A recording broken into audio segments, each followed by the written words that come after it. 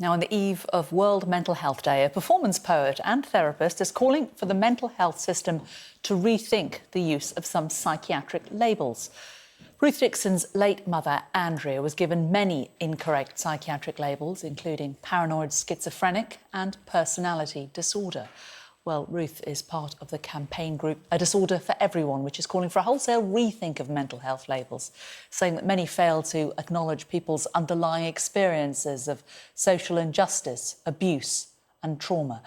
We'll hear more about Ruth's mother in a moment, but first here's a short clip of Ruth's performance poetry. Just one woman on the borders of several so-called troublesome and serious disorders. Such puzzling behaviours of dysfunctional neurosis.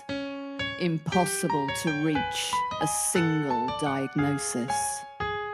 Severely disturbed personality structure. Depression and social problem. Depressive illness. Malignant hysterical conversion syndrome. Schizophrenia. Well, Ruth, you saw in that video, joins me now live from Barton upon Humber in North Lincolnshire. I'd love to talk to you today, Ruth. So those were some of the labels that were given to your mum, presumably by well-meaning health professionals to try to label what was going on in her mind. And how helpful or otherwise were they? Good morning. They weren't helpful at all for my mum. If anything, they were wholly shameful, unhelpful and inaccurate. I mean, as we saw there, she was given 10 plus diagnoses that actually gave what was going on for her no meaning, and spent 49 years on psychiatric drugs, which tended to numb the emotions, but didn't actually get to the heart of what was going on for her. And in terms of her wanting to be a mum to me and to me to be able to connect with her, they completely got in the way, because as far as I knew, as I was growing up, my mother had a chemical imbalance and she had some kind of personality disorder, and it was a shame. There was nothing we could do. There were these good intentioned people medicalising her, but it wasn't getting to the heart of what was actually happening for her.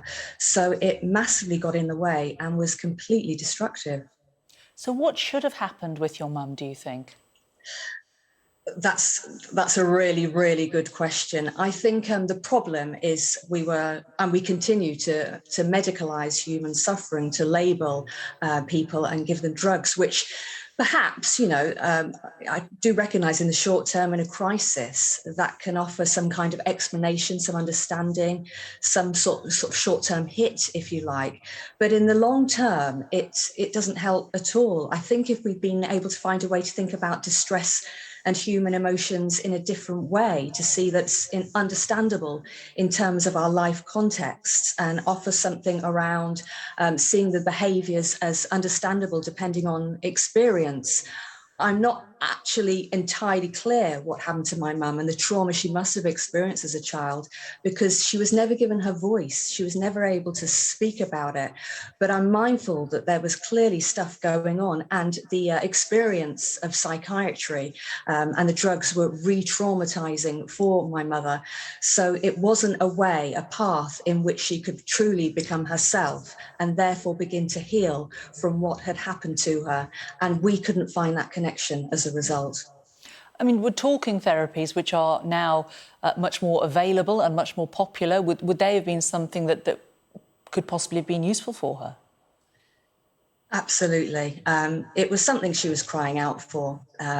It was 34 years from her first suicide attempt before she ever got any talking therapy, and she had been asking for it. And as I began to understand more about my mother, I was trying to help her. I was asking for it too. But I remember really clearly in a meeting with a psychiatrist, I was told that it doesn't help.